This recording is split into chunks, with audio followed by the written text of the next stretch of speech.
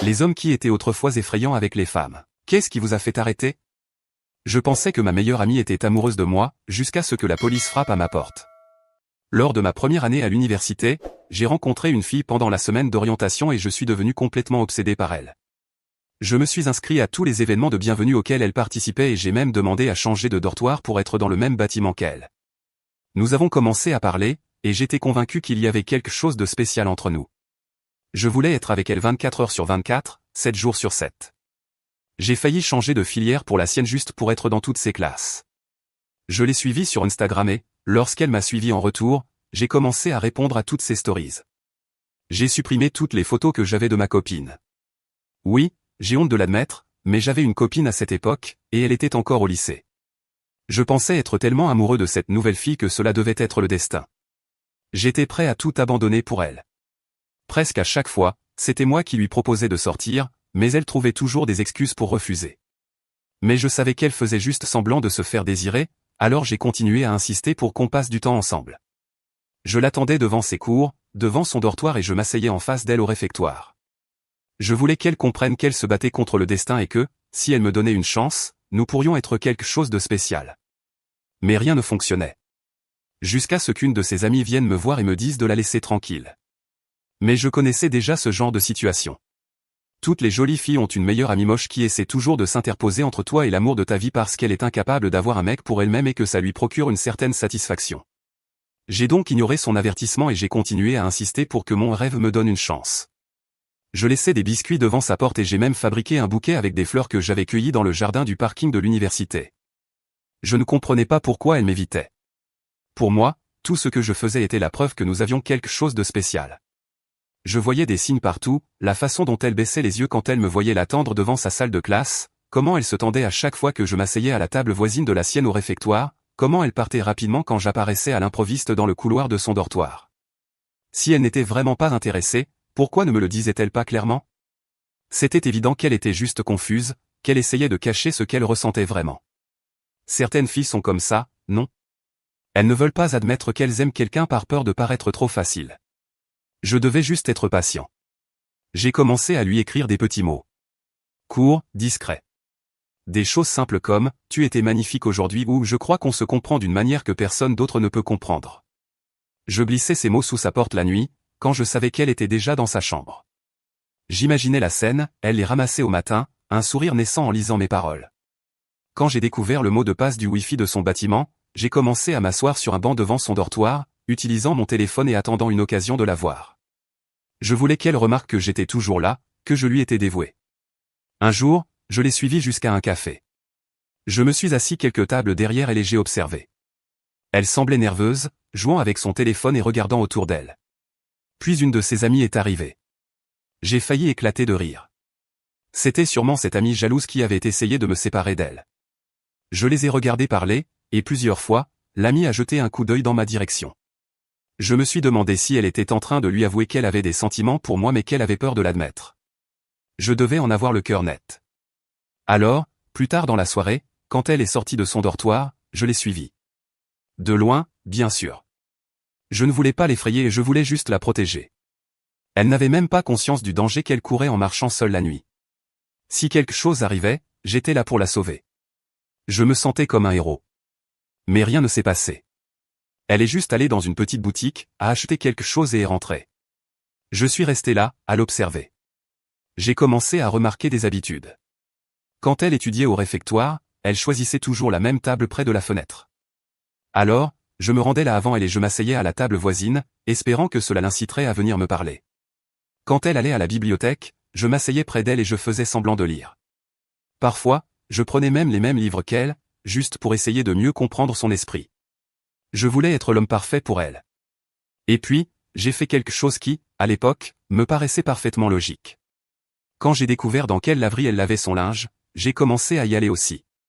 Un jour, je l'ai vue partir après avoir lancé une machine. J'ai attendu qu'elle soit partie, puis je suis allé voir. J'ai pris un de ses vêtements et je l'ai gardé.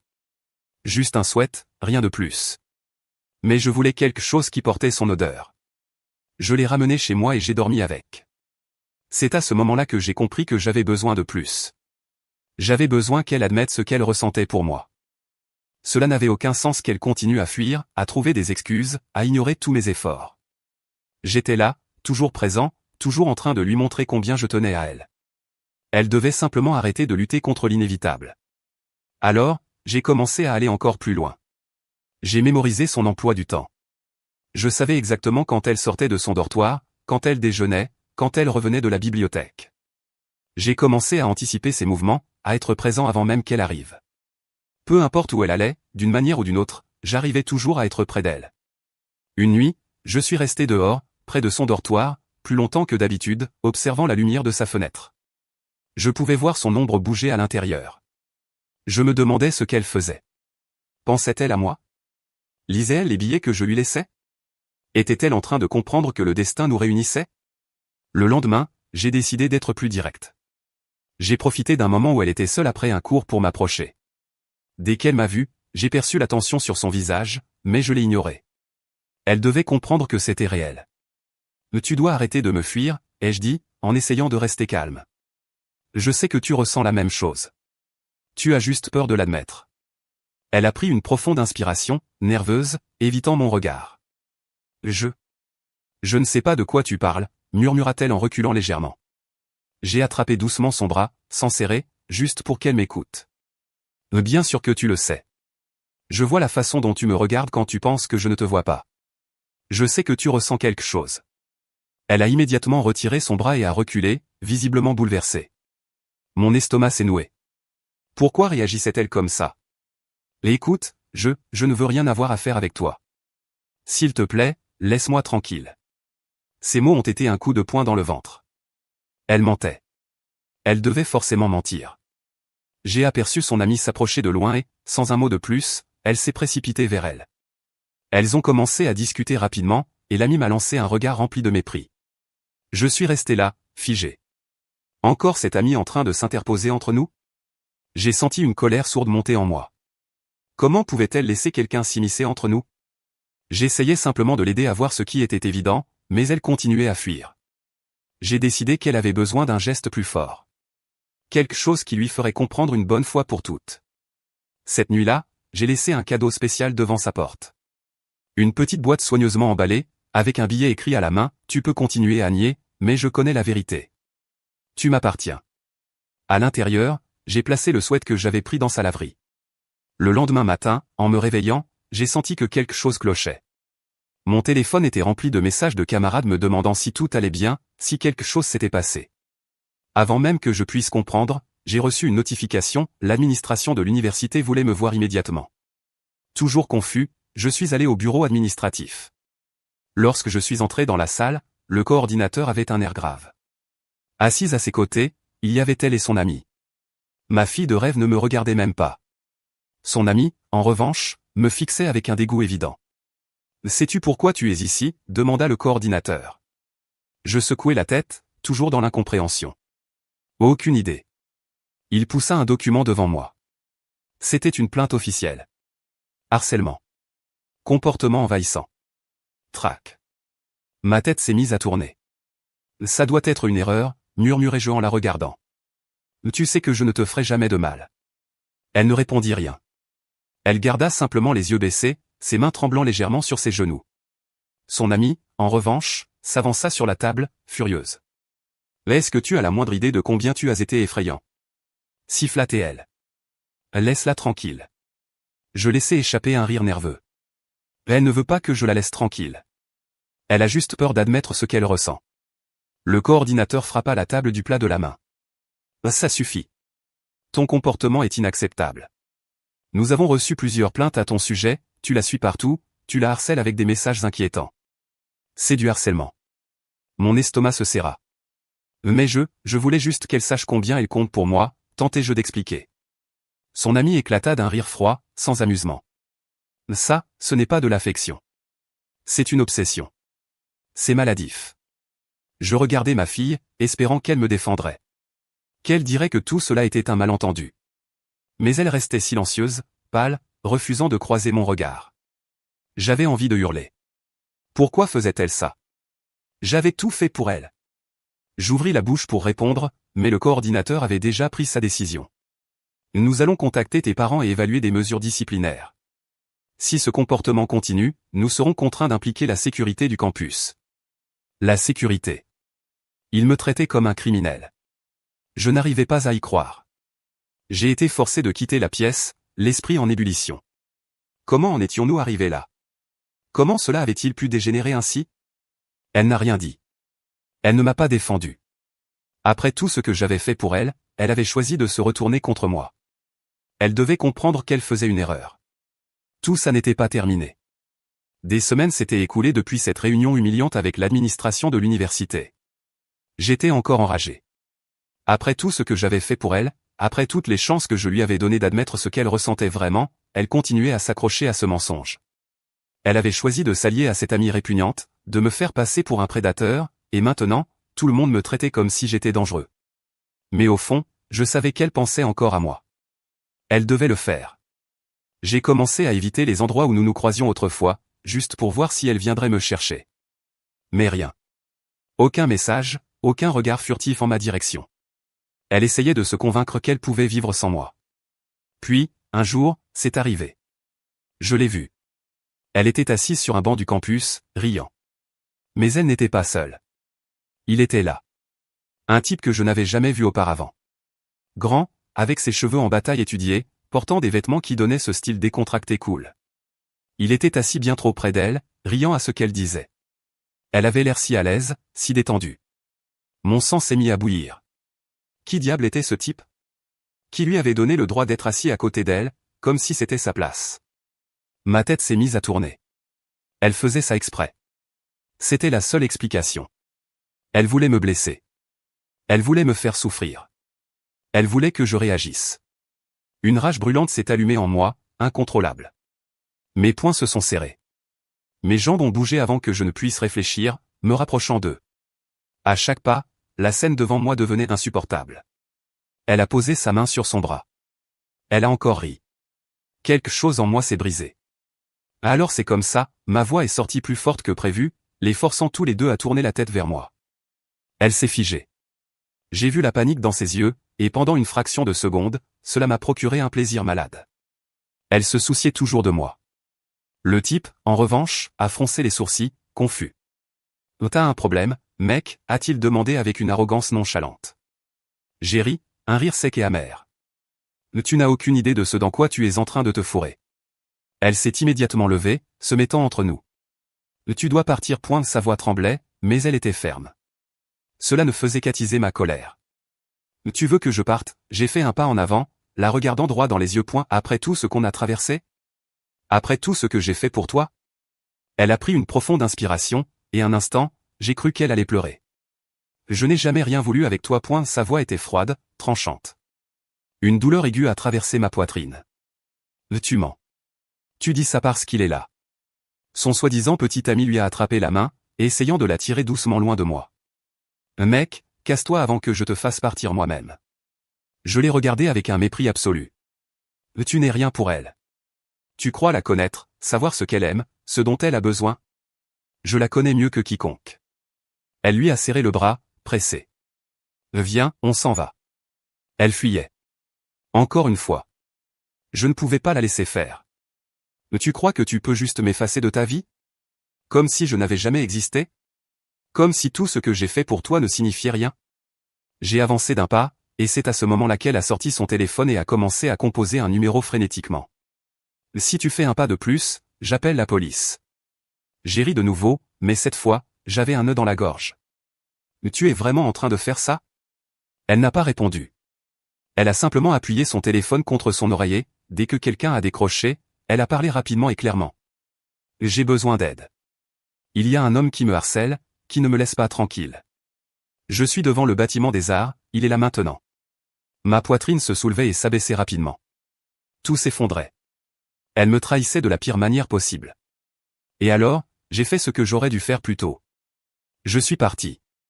Mais ce n'était pas fini. Ce soir-là, vers 9h, ma mère a ouvert la porte et j'ai entendu la voix grave d'un policier. Mon estomac s'est immédiatement noué. « Nous sommes ici pour parler à votre fils. » Elle m'a appelé, et quand je suis entré dans le salon, 2 officiers étaient debout dans l'entrée. « Vous avez été signalé pour harcèlement et traque » a déclaré l'un d'eux, sans détour. J'ai senti l'air quitter mes poumons. C'est absurde, ai-je crié. Il y a une plainte officielle déposée, ainsi que des témoins. Le comportement décrit dans la déclaration est alarmant et inacceptable. Nous sommes ici pour vous remettre une ordonnance de restriction. J'ai cligné des yeux, incapable de comprendre les mots. Une quoi? Une ordonnance de restriction. À partir de maintenant, vous êtes légalement interdit de vous approcher d'elle. Vous devez rester à au moins 300 mètres d'elle à tout moment. Vous ne pouvez pas lui envoyer de message, ni l'appeler, ni essayer d'entrer en contact avec elle de quelque manière que ce soit. Ma mère a couvert sa bouche avec ses mains, horrifiée. Cela doit être une erreur, a-t-elle murmuré, me regardant avec des yeux terrifiés.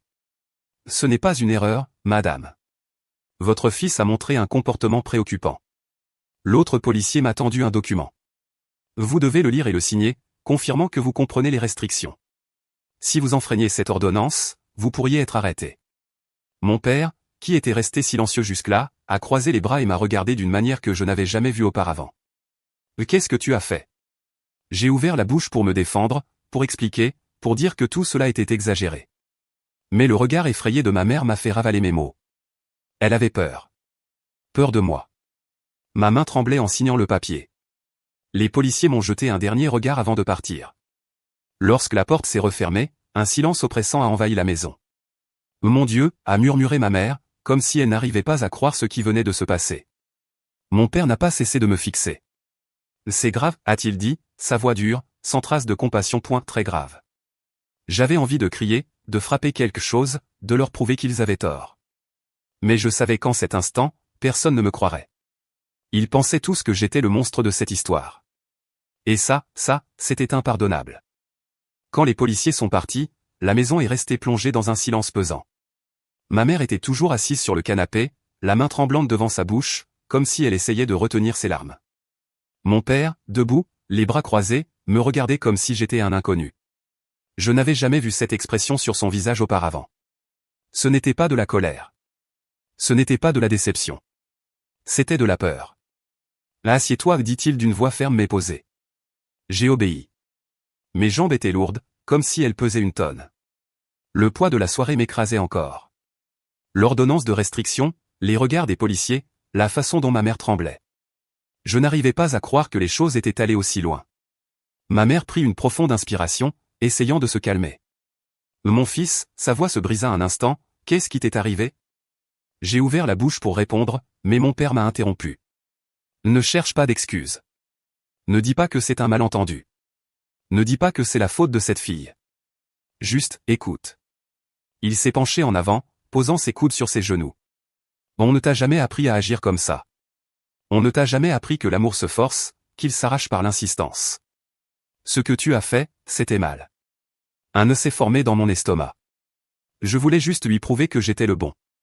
Mon père secoua la tête, frustré. Et si elle ne voulait pas que tu sois le bon?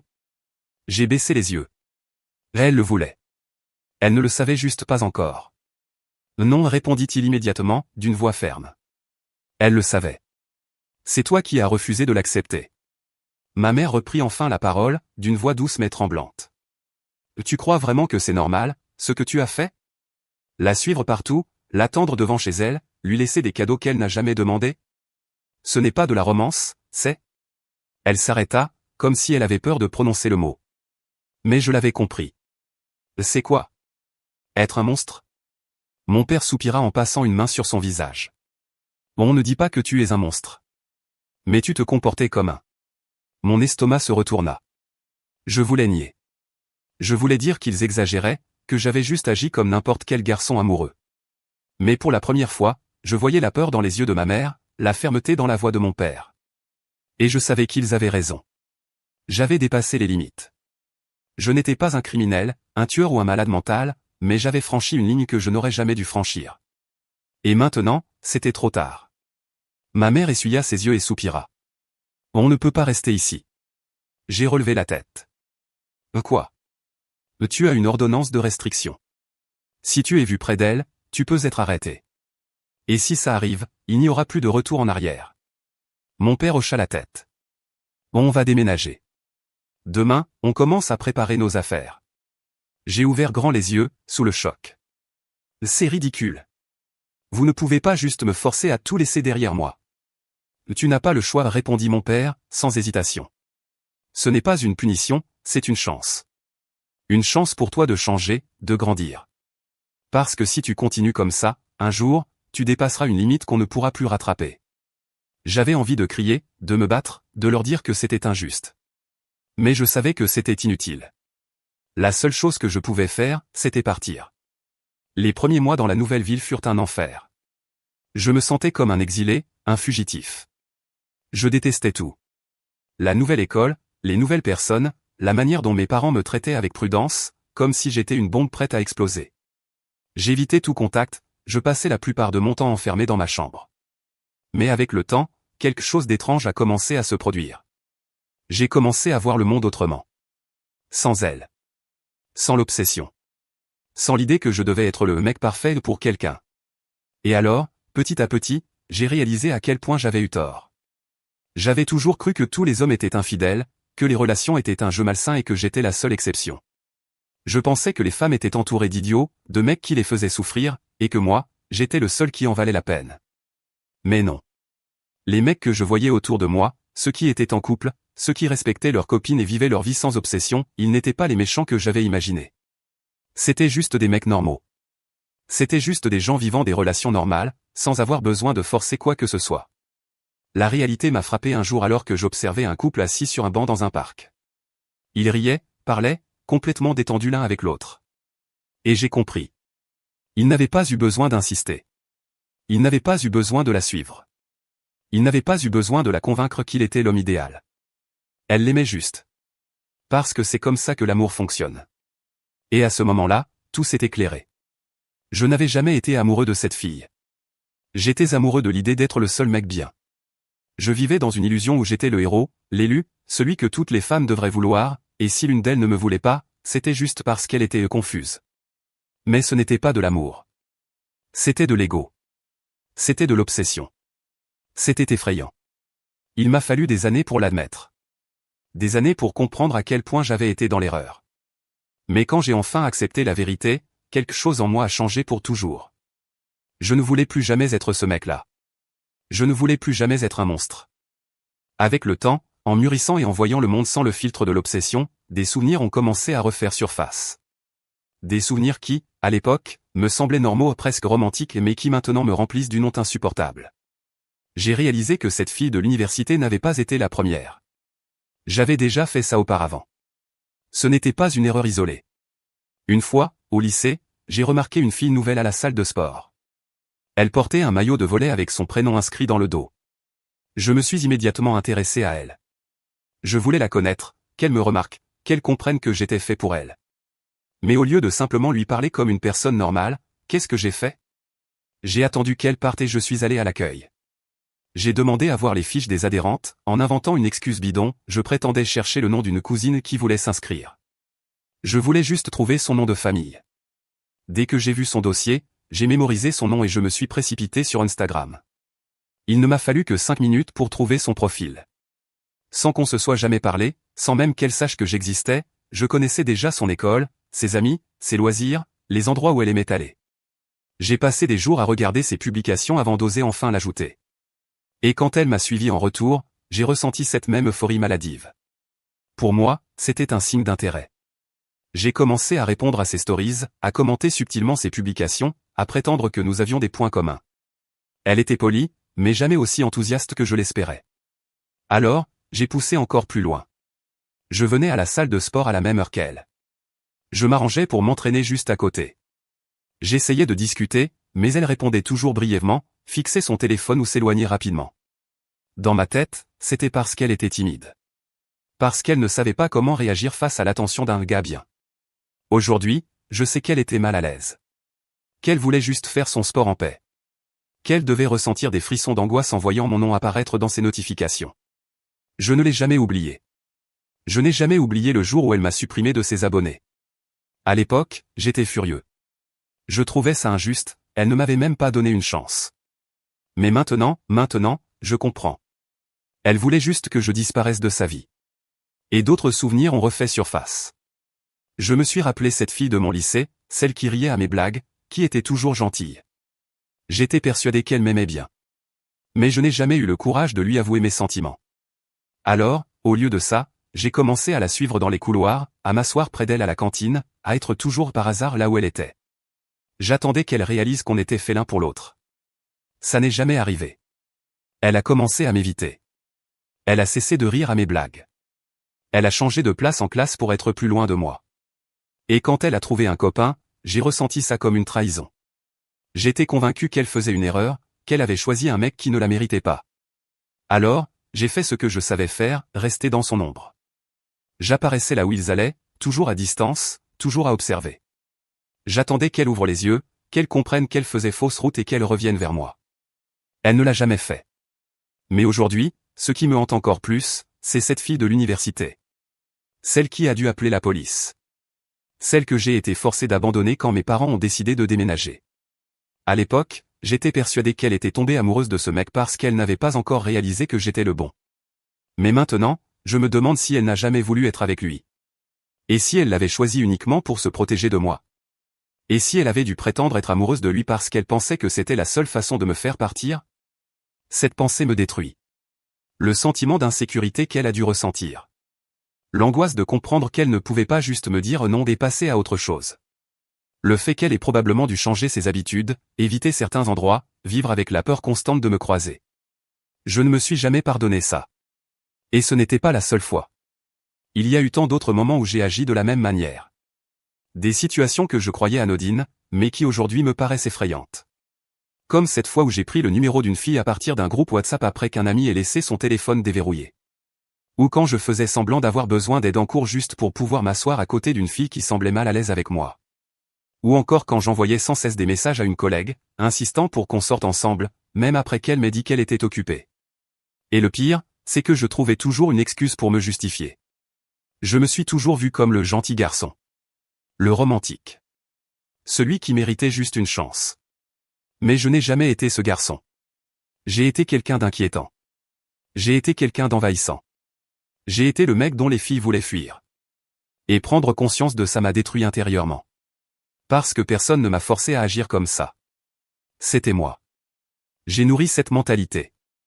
J'ai refusé d'accepter quand une fille n'était pas intéressée. J'ai transformé la vie de certaines personnes en cauchemar en croyant que c'était de l'amour. Et le pire dans tout ça? Je ne pourrai jamais effacer ce que j'ai fait. Le regret est arrivé trop tard. Parfois, quand je suis allongé dans mon lit la nuit, fixant le plafond en silence, les pensées reviennent. Cette université. Cette fille. Ce garçon que j'étais. Ces souvenirs ne disparaissent jamais complètement. Peu importe le nombre d'années qui ont passé, peu importe à quel point j'ai changé, peu importe à quel point ma vie est différente aujourd'hui. Ils sont toujours là, quelque part dans un coin de mon esprit, comme un poids invisible que je porte sans que personne ne le sache. Et peu importe à quel point j'ai essayé d'avancer, il y a quelque chose que je n'ai jamais pu faire. Je ne me suis jamais excusé. Même si j'en ai eu envie. Même si, parfois, j'ai pensé à la chercher, à lui écrire un message, à essayer de lui expliquer que j'ai enfin compris ce que j'ai fait. Mais ce serait égoïste. Parce que lui demander pardon ne servirait pas à apaiser sa douleur. Ce serait pour soulager la mienne. Et elle ne me doit rien. Elle n'a pas besoin de savoir que j'ai changé, que je regrette, que je suis devenu une meilleure personne. Ça n'effacerait pas ce que j'ai fait, ça n'effacerait pas la peur qu'elle a ressentie, ça ne lui rendrait pas les mois qu'elle a passés à être angoissée, à chercher un moyen de se débarrasser de moi. La vérité, c'est que certaines choses ne peuvent pas être réparées. Et je dois vivre avec ça. Aujourd'hui, j'approche la trentaine. Beaucoup de choses ont changé depuis cette époque. Je suis un homme différent. Ou du moins, j'essaie de l'être. Je suis en couple depuis plusieurs années. Ma copine est une femme incroyable. Forte, indépendante, sûre d'elle. Elle m'aime, et je l'aime d'une manière que, à l'époque, je n'aurais même pas comprise. Un amour qui ne suffoque pas. Qui ne cherche pas à contrôler. Qui ne repose pas sur l'obsession. Elle n'est pas ma propriété, elle n'est pas un trophée que j'ai gagné, elle n'est pas un personnage dans une histoire que j'ai écrite. Elle est une personne, avec ses propres désirs, ses moments de silence, ses insécurités et ses forces. Et pour la première fois de ma vie, j'aime quelqu'un de la bonne manière. Mais ce changement n'est pas venu du jour au lendemain. Il n'a été possible que parce qu'à un moment donné, la vie m'a forcé à affronter ce que j'avais été. Quand j'ai quitté la maison de mes parents, quand j'ai dû me débrouiller seul, quand j'ai appris ce que cela signifiait vraiment d'être un homme, c'est là que tout a commencé à changer. J'ai compris que personne ne me devait rien. Que je n'étais pas le centre du monde. Que je n'étais pas spécial simplement parce que j'étais un gentil garçon. La vie m'a donné des leçons difficiles. Travailler, payer des factures, gérer des responsabilités, tout cela m'a sorti du délire dans lequel je vivais. Avant, je pensais que je méritais l'amour. Plus tard, j'ai appris que l'amour n'est pas quelque chose qu'on mérite. C'est quelque chose qu'on construit. Ce n'est pas quelque chose qu'on exige. C'est quelque chose qu'on donne. La maturité m'a appris que ce que je faisais n'était pas de l'amour, c'était de la possession. C'était une tentative désespérée de donner un sens à mon existence à travers une autre personne, de me sentir spécial parce que quelqu'un m'avait choisi. Aujourd'hui, je suis heureux. Ma vie ne tourne plus autour de quelqu'un d'autre. Je ne vis plus dans l'obsession. J'ai une femme à mes côtés parce qu'elle choisit d'être là. Pas parce que je l'ai convaincue, pas parce que je l'ai forcée, pas parce que je lui ai fait sentir qu'elle me devait quelque chose. Et ça fait toute la différence. Mais malgré tout, malgré les années, ces pensées reviennent parfois. Ces souvenirs continuent de me hanter. Il n'y a pas de jour précis, pas de déclencheur particulier. Ça arrive, c'est tout. Parfois, c'est en regardant un film, quand une scène montre une femme mal à l'aise face à un homme insistant. Parfois, c'est quand ma copine me raconte l'histoire d'une amie qui a eu un mec qui ne comprenait pas le nom.